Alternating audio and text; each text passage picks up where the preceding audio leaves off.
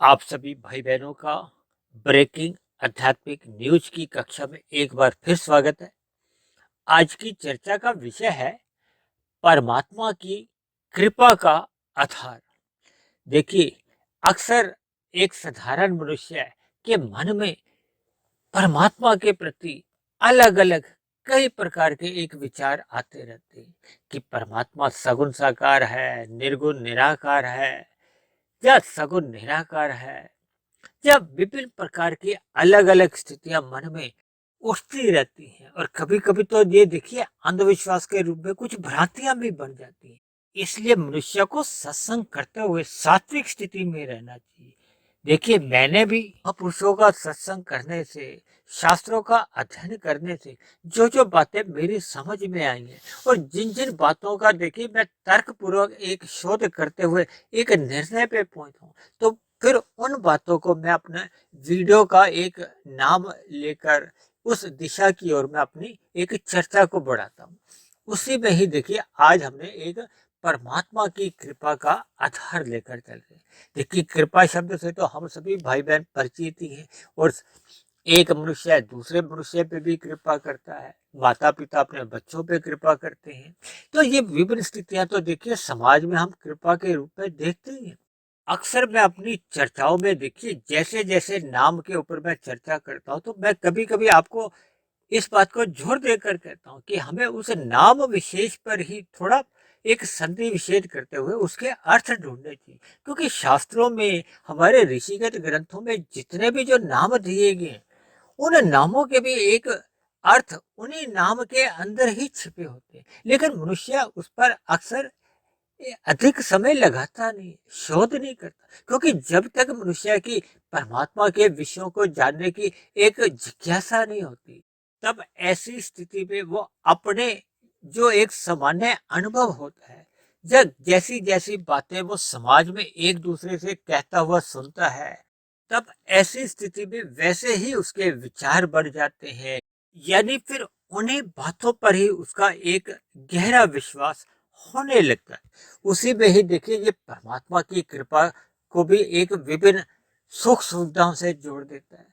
देखिए, परमात्मा एक चेतन सत्ता है, क्योंकि परमात्मा शब्द का जब हम संधि विच्छेद करते हैं तो इसमें क्या आता है कि परम सत्ता है, ये परम आत्मा है। जैसे हम सभी भाई बहन तो देखिए एक साधारण आत्मा है, हम भी चेतन सत्ता है, हम ज्ञान स्वरूप है, लेकिन परमात्मा के लिए उस परम सत्ता को आनंद स्वरूप कहा गया है, सच्चिदानंद कहा गया है, जबकि आत्मा के लिए ज्ञान स्वरूप कहा जाता है। हम सभी आत्माएं स्वभाव से ही चेतन है, ज्ञान स्वरूप है, और ज्ञान सदा नित्य बना रहता है, इसलिए हम सत्य हैं और चित हैं।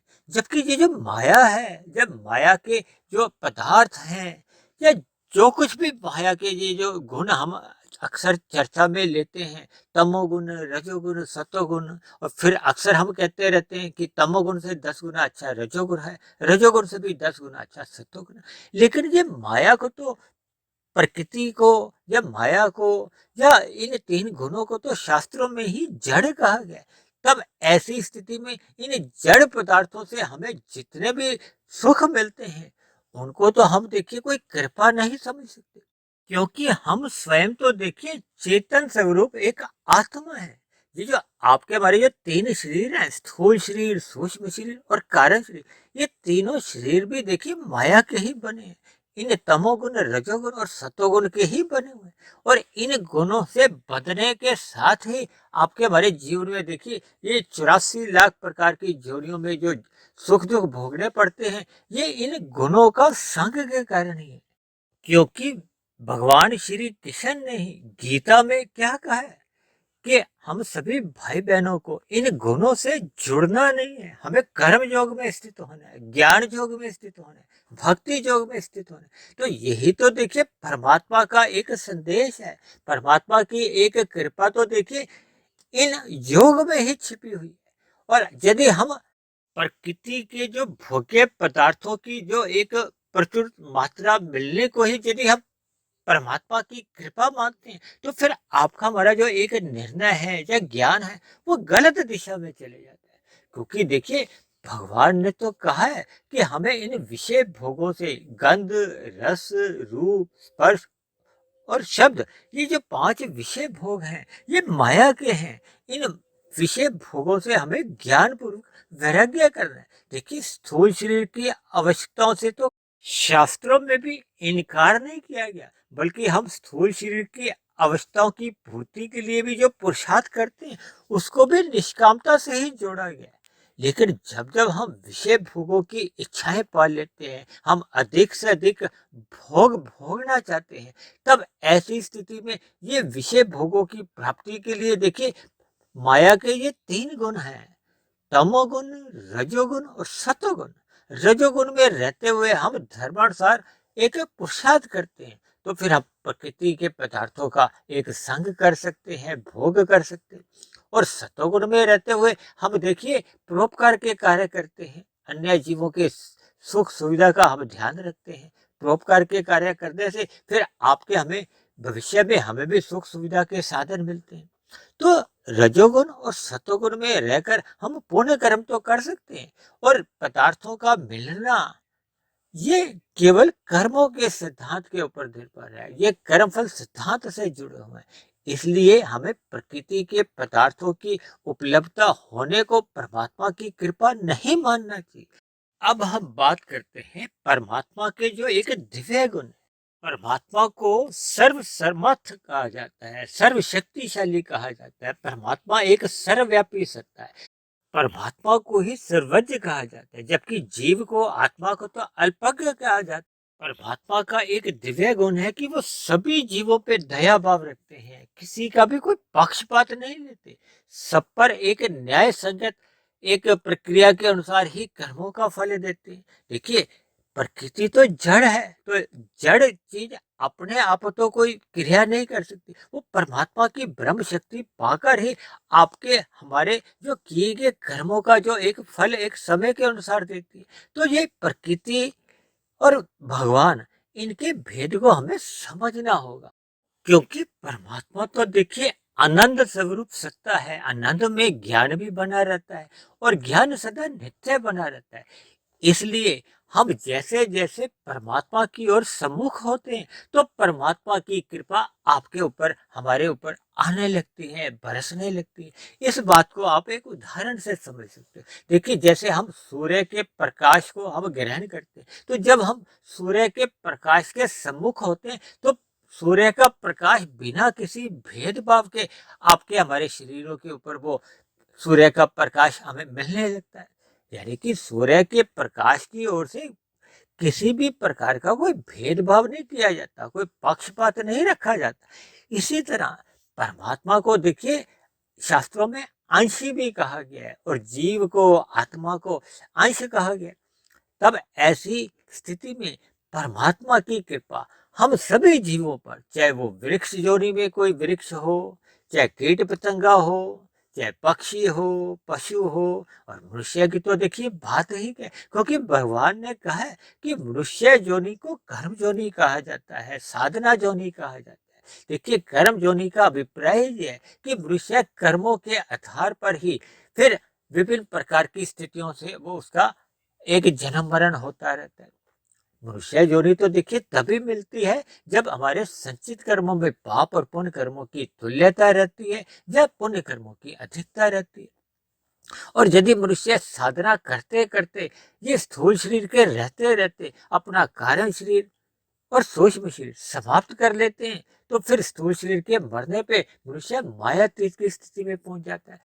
यानी मरने के बाद फिर उसको ये जन्म मरण का जो एक बंधन है, इससे मुक्ति मिल जाती है, और मोक्ष काल में फिर वो आनंदमय स्थिति में रहता है। यानी कि परमात्मा के सानिध्य में वो एक लंबे काल के लिए एक आनंददायक स्थिति में रहता है।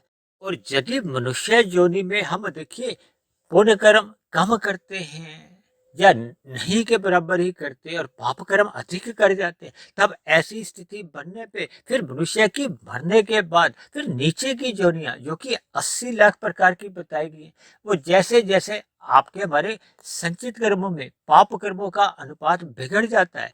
देखिए, यदि ये पाप कर्मों का अनुपात पुण्य कर्मों की तुलना में बहुत अधिक बिगड़ जाता है, तो फिर बहुत ही नीचे की योनियों में, वृक्ष योनियों में या नरक योनियों में कहीं भी देखिए एक अधोगति होती है। लेकिन परमात्मा की देखिए उन सभी तामसी योनियों में या अधोगति की जितनी भी नीचे की योनि है, उन पर भी एक कृपा बनी रहती है। कृपा का अभिप्राय है कि उनको दुख सहने की एक शक्ति परमात्मा देते हैं। उनको क्रमशः बुद्धि के स्तर पर एक अचेत रखा गया है, ताकि उनको उन योनियों में दुख सहते समय पीड़ा नहीं हो, कष्ट नहीं हो। देखिए परमात्मा की असीम कृपा बने रहने पे ही वो नीचे की योनियों में रहने वाले जीव देखिए कभी-कभी ऐसा भी देखा जाता है कि वो 2-2 दिन उनको खाना ही नहीं मिलता। और हम मनुष्य देखिए क्योंकि बुद्धिमान जीव हैं, हमें अगर 1 समय का 2 समय का खाना नहीं मिलता तो हम कितने अधिक विचलित हो जाते हैं।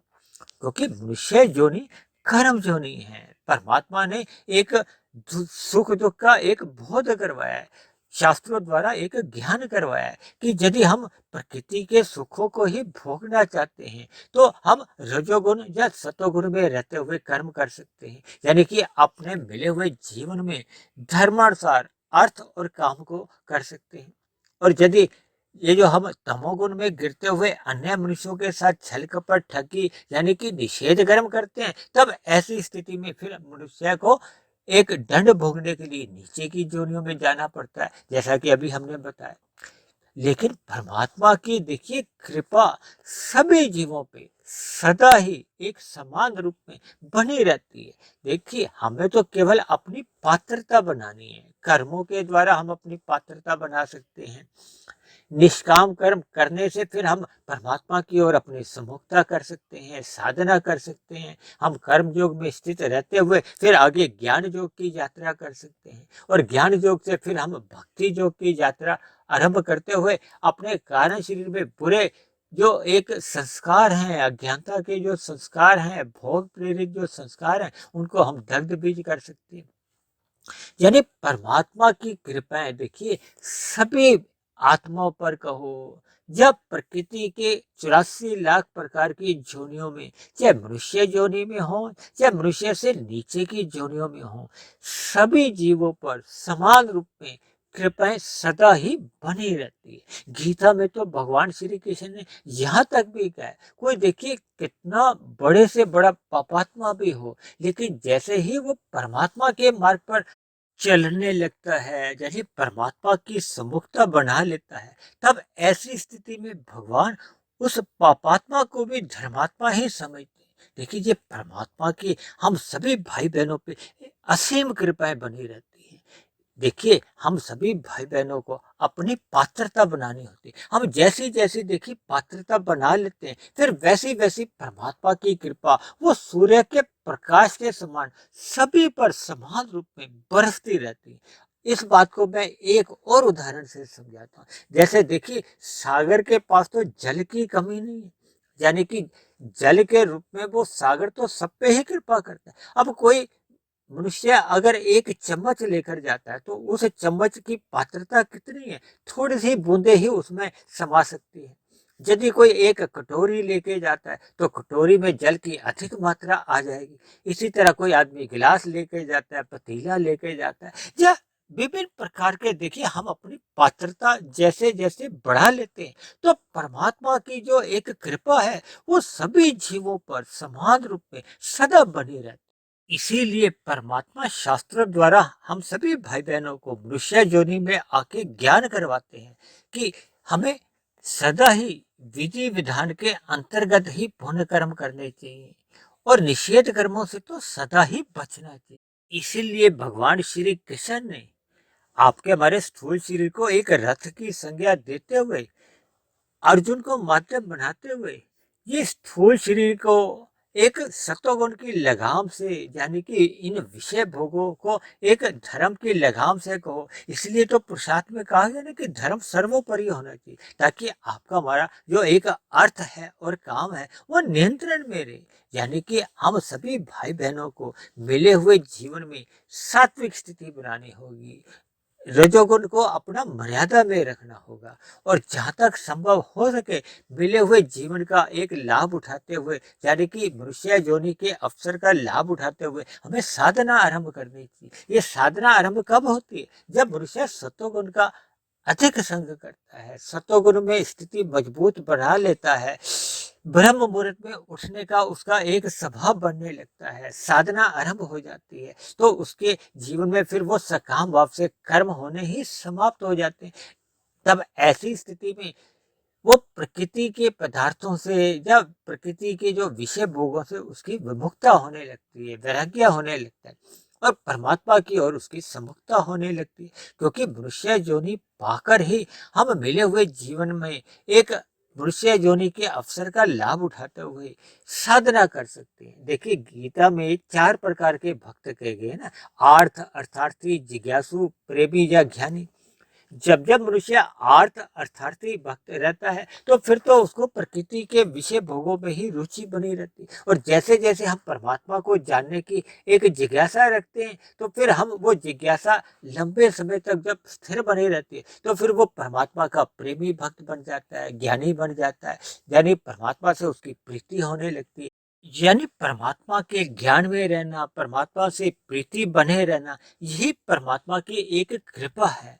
तो ऐसी सभी कृपाएं हम सभी भाई बहनों पे भी नित्य बनी रहे, हम भी सभी भाई बहन ज्ञानमय स्थिति में रहे और निष्काम भाव से अपने जीवन में अपने कर्तव्य कर्मों को ईमानदारी से निभाए। परमात्मा में सदा हमारी आपकी प्रीति बनी रहे।